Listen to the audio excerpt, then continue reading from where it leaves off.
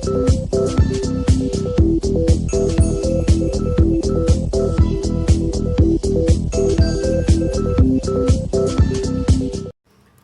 Friends, welcome to channel masters of botany again. मैं हूं आपका दोस्त विनय कुमार सिंह और आज के इस वीडियो में हम दो मेन इंपॉर्टेंट हाइपोथेसिस के बारे में जानेंगे। Enemy release hypothesis and the next one is novel weapon hypothesis. ये दोनों हाइपोथेसिस क्या है, कैसे आप जानेंगे, इसमें क्या होता है, मैं आपको इस वीडियो में सारी चीज़ें बताऊंगा। तो सबसे पहले हम आते हैं एनिमी रिलीज हाइपोथेसिस पे। एनिमी रिलीज हाइपोथेसिस क्या कहता है? ये एक आइडिया है और किसके बारे में बात हो रही है? इन्वेजिव स्पीशीज के बारे में बात हो रही है। सबसे पहले आपको जानना है कि इन्वेजिव स्पीशीज होते क्या हैं। इन्वेजिव स्पीशीज ऐसे स्पीशीज होते हैं, अगर जैसे हम इंडिया के बारे में बात करें तो अगर कोई प्लांट अफ्रीका से, अमेरिका से, इन सब जगहों से आ रहा है और आने के बाद जो हमारे यहाँ के प्लांट हैं, नेटिव प्लांट्स हैं, अगर उनको आउट कम्पीट कर दे रहे हैं, उनके स्थान पे ये ग्रो करने लग रहे हैं, तो ऐसे प्लांट को हम इन्वेजिव प्लांट बोलते हैं। केवल इन्वेजिव स्पीशीज प्लांट ही नहीं होते, बहुत सारे फिशेस भी होते हैं, ऑर्थोपॉड्स भी होते हैं, इंसेक्ट्स भी होते हैं। मतलब ऐसा कोई स्पीशीज़ जो कहीं बाहर से आया हो और एक वो लोकल इन्वायरमेंट में लोकल स्पीशीज़ को क्या करे, आउट कम्पीट करे, उनके ग्रोथ को कम तो नहीं करेगा, उनको उनके जगह पे वो प्लेस पे ग्रो करने लगेगा। जैसे बहुत इंपॉर्टेंट दो प्लांट लैंटाना के बारे में आपको पता होगा और पार्थेनियम, दो पिक्चर है और ये दोनों हाइपोथेसिस इन्हीं दोनों से रिलेटेड है। जैसे कि एनिमी रिलीज हाइपोथेसिस क्या है? जब भी कोई इन्वेजिव स्पीशीज आता है और वे नए जगह पे आता है, मतलब नेटिव स्पीशीज में, जैसे कोई अमेरिका का प्लांट है या ऑस्ट्रेलिया का प्लांट हमारे इंडिया में आता है किसी स्टेट में, और वहाँ के प्लांट्स को क्या करता है, वो वहाँ के प्लांट के साथ साथ शुरू में ग्रो करना स्टार्ट करेगा और उनके पास जो है बहुत बेटर फिटनेस होता है, रिप्रोडक्टिव पोटेंशियल बहुत ज़्यादा होता है। ये सब चीज़ें होने की वजह से वो धीरे धीरे वहाँ पे ग्रो करने लगते हैं और इनको एक सबसे बड़ा एडवांटेज ये मिलता है, ये वाला जिसके ऊपर इनका नाम रखा गया इस हाइपोथेसिस का, एनिमी रिलीज हाइपोथेसिस। ऐसा बताया जाता है कि ये जो इन्वेजिव स्पीशीज होते हैं, जब ये नए जियोग्राफिकल लोकेशन पे होते हैं तो वहाँ पे उस लोकेशन पे, नए लोकेशन पे, इनके वहाँ पे पैरासाइट्स कम होते हैं या इनकी हर्बीवोरी कम होती है।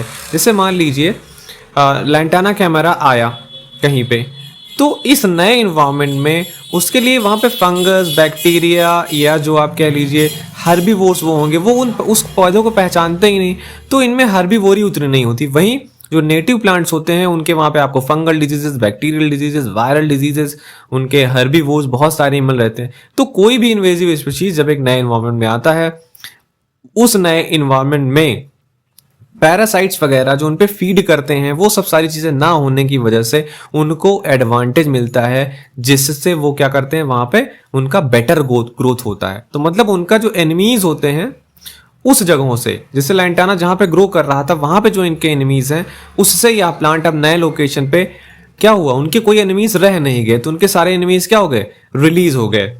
ठीक है, जहाँ पे वो थे, तो नए इन्वायरमेंट में उनको ऐसा कुछ झेलना नहीं पड़ता, इसलिए वो बेटर ग्रो वहां पे करते हैं और अच्छा खासा ग्रो करते हैं। लैंटाना आप कह लीजिए नंबर 1 या नंबर 2 आप कह लीजिए, जो भी इसका पोजीशन होगा रैंक, इन्वेजिव स्पीशीज में है। ऐसा ही दूसरा एक हाइपोथेसिस है novel weapon hypothesis. Novel weapon, weapon का मतलब आप समझते हो हथियार या औजार, नॉवेल मतलब नया। द नॉवेल वेपन हाइपोथेसिस, इसे NWH भी बोलते हैं, ये क्या प्रपोज करता है कि that phytochemicals produced by some invasive species can act as weapons that inhibit growth of native competitors which have not yet evolve coping mechanism for these novel chemical. अब सेम चीज ये भी इन्वेजिव स्पीशीज के लिए है। जैसे lantana है, enemy release hypothesis में आपने देखा कि नए जगह पे पहुंचने के बाद उनके, क्योंकि वहां पे एनिमीज नहीं रहते हैं, इस वजह से वो बेटर ग्रोथ करता है। वैसे ही नॉवेल वेपन हाइपोथेसिस क्या कहता है कि ऐसे इन्वेजिव स्पीशीज जो नए जगह पे आते हैं, उनके पास ऑलरेडी ऐसे कुछ केमिकल होते हैं जो, जैसे पार्थेनियम है, पार्थेनियम जहाँ पे ग्रो करता था अपने नेटिव एरियाज में, वहाँ पे उसके पास जो केमिकल थे वो उतना कारगर नहीं थे, क्योंकि वहाँ पे कंपटीशन के लिए अच्छे खासे वहाँ पे प्लांट्स वगैरह थे।